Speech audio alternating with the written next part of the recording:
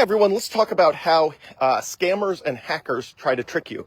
Okay, so what a scammer or a hacker wants is to get your Bitcoin.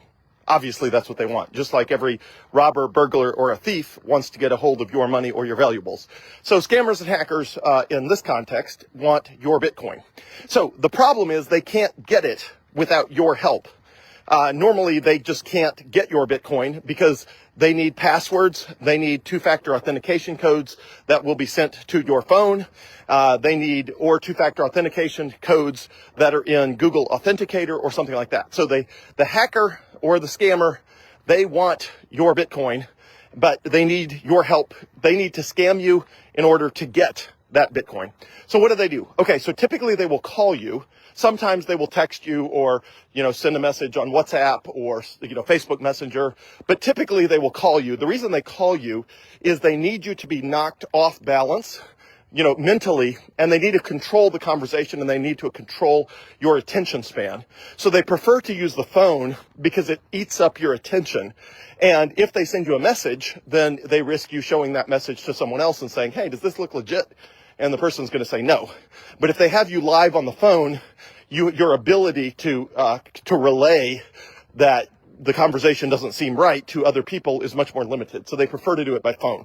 Okay, so the person calls you up by phone, and typically they will either pose as a technical support representative from Coinbase or from Google.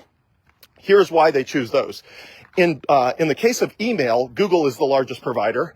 And in the case of Bitcoin, Coinbase is the largest provider. So there's nothing that makes either of those companies more susceptible to scams or hacks. They're just the most used companies. And so the likelihood that they could scam somebody by pretending to be that entity makes more sense. So the reason they don't pose as Yahoo or Hotmail is because you would just say, well, I have a Gmail address. That doesn't apply to me. Or the reason they don't pose as River or Swan or Strike is because those services are used much less frequently. And so if they called you up and said, hey, your River account has been hacked, you would probably say, I don't have a River account. And then the scam or the hack wouldn't work. By comparison, if they call you up and say your Coinbase account has been hacked, well, there's more than 100 million people have Coinbase accounts, so the likelihood that you will say, oh no, I actually do have a Coinbase account is higher. Okay, so they're almost always going to pose as a technical support representative or someone from the fraud department from either Coinbase or Google. But it could be other things. I've gotten scam calls from PayPal before, but it's typically one of those. Okay, so what do? So they are going to tell you either that they're concerned that your account has been compromised or that there's been fraudulent activity on your account. The reason they tell you that is in both cases, they need you to take an action. They need you to take an action that compromises your account, and you are more likely to take the action that compromises your account if you are scared. And the best way for them to scare you is to make you believe that your accounts, that your money is in danger. And so they call you up and they say, hey, your Coinbase account has been compromised, and then they'll tell you that they have a solution. They always have a solution. The solution is you need to log in and move the funds to another account, or that you just need to log in and click some button or something like that. Now, they do not want you to log into Coinbase.com. They do not want you to log in to your mobile app on your phone because that does not give them access to your money. So what they will typically do is they will send you a link to log in. And instead of Coinbase.com, it'll be some sort of crazy link. It might include the word Coinbase in it, but it'll be like Coinbase.RussianHackerLeague.com. Obviously, it's not going to say Russian Hacker League. It's going to say something that sounds legit, but it's usually going to be sort of a weird, wonky URL. But it's going to look like Coinbase. But they're going to want you to log in on the link they send you. And the reason they are sending you a link is because they want you to enter your username and password at a special link that is not the real Coinbase. And of course, as soon as you enter that username and password, they are going to capture it, and then they are going to turn around and log into the real Coinbase with your username and password to try to drain your account and take all your money. So the other thing they need is a two-factor authentication code. Now, part of the reason that people pose as a Google technical support rep is because if they can compromise your Google account, then if you are using the Google Authenticator app for two-factor authentication, then they can, most people have that set where they can get the two-factor authentication codes for Google from a compromised account. So their view is, hey, if we can compromise a Google account, there's a chance that your Coinbase account password is saved in Google, and there's a chance that you're using Google Authenticator for two-factor authentication, which means if they can compromise your Google account, they can potentially compromise all of those things all at one time, which is, of course, what they're trying to do. So anyway, so that's what they'll do. They need you, what they need from you is your password and your two-factor authentication code. Now, typically they will already have your email address. And the reason for that is there's been so many data hacks and data breaches from all different companies all over the world that you can buy online massive databases of basically everybody's email address in the world. And so hackers know that, and so they go do that. So typically they'll already have the person's email address, and sometimes they will use that to try to build trust with you. They'll say, now, is the email address you have tied to you, I just need to confirm that the email address you have tied to your Coinbase account is this email address, and they'll give you one that they think is your email address. And of course, if it is, you're more likely to trust them because you think, well, the only way they would have known that is if they actually had access to my account. The truth is, no, they got that off of a data hack for one of the, credit, service agencies or something like that. There's a million ways they can get email addresses from data leaks and data hacks from, every department store under the sun and who knows what. So anyway, so the important thing to think, or to remember is the fact that they already know your email address doesn't tell you anything, and they need your password and your two-factor authentication code. They can get that by either you telling it to them, which you're less likely to do because that, triggers alarm bells that something's not right. So that's why they typically try to get you to log in with your username and two-factor authentication code at a fake website they set up. That way they can get access to it. You think you're logging into a legitimate website because they've, copy pasted stuff off the Coinbase website to make it look legit. And then they capture your username and password on the back end. And so that's why, again, if anybody ever, asks you to log into Coinbase, there's no reason to ever click a link they send you or open an attachment they send you. You can always just open the mobile app on your phone and bypass the shenanigans of what they're trying to do. But again, they'll always try to keep you on the phone the whole time. So typically they will always be talking to you. They will never let a down moment go by because they don't want you to mute the phone and then ask a loved one if something seems right or wrong about this whole thing. So they need to keep you talking and they need to keep you mentally engaged so that you're not thinking clearly. And they'll typically say, okay, now in order to, finish securing your account, I'm going to go ahead and generate a two-factor authentication code. I just need you to read me that code. Now the code will come in and the code will say, do not share this with anyone. That's what it's going to say when the code comes in. But of course, if they're talking and they're smooth enough on the phone, they can keep you talking so you're not paying attention to that. So that when the code comes in, you just read them the code without reading the words that say, don't share this with anybody. Or at this point, they hope that they've established enough rapport with you that, you're not going to realize that it's a scam.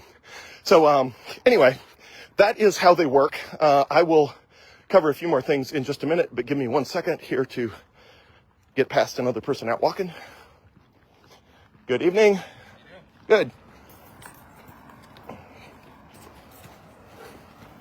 Okay, I'm back.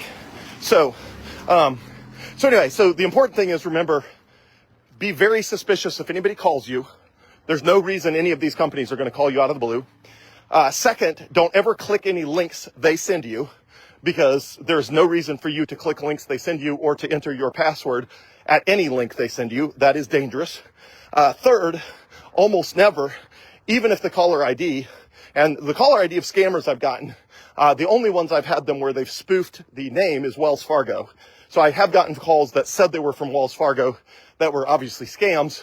I've never gotten a call from something where it said it was Coinbase or said it was Google, but it's not that hard to do for them to make the caller ID show up as Google or Coinbase. So, again, be suspicious. But anyway, so the easy solution to all of this is don't click any links. If somebody calls claiming they're from Google or Coinbase, just hang up. There's no reason for you to go down that road. If there's an official alert, you'll get an email.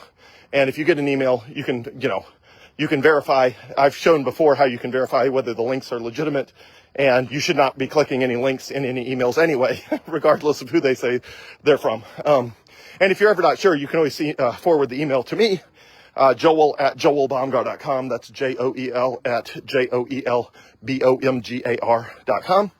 So that email address again is joel@joelbaumgar.com. I'm happy to look through the links on any email and tell you if it's legitimate or not. Always happy to do that.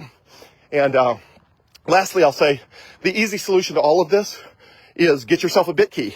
So the beauty of a BitKey is none of these scams and none of these hacks work on a BitKey, because in order to move your Bitcoin, you've got to put your fingerprint on it and you got to hold it to the back of your phone. And when you take those two actions, it's very clear that you are moving Bitcoin, that the Bitcoin is leaving your account and you are moving it to another account. And it is way, way, way harder for a scammer to get you to do that than it is for them to get you to accidentally give up your login credentials and let them do that on the back end without you realizing what they're doing. So the easy solution is BitKey. If you're not quite ready for a little hardware device with a fingerprint reader on it, which is super simple to set up. It's the mobile app on your phone, guides you through everything.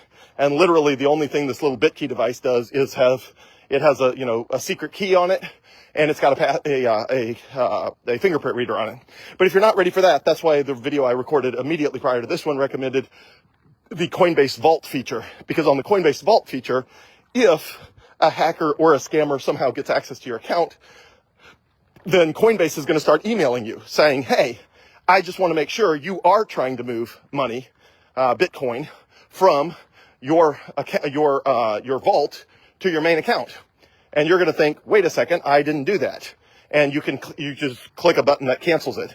So with Coinbase Vault, it creates a 48-hour waiting period. So you have 2 full days to realize that something's wrong and something's gone wrong. And the hackers or scammers can't get access to that for 48 hours. And they can't get access to it unless that transaction is approved by 2 different email addresses.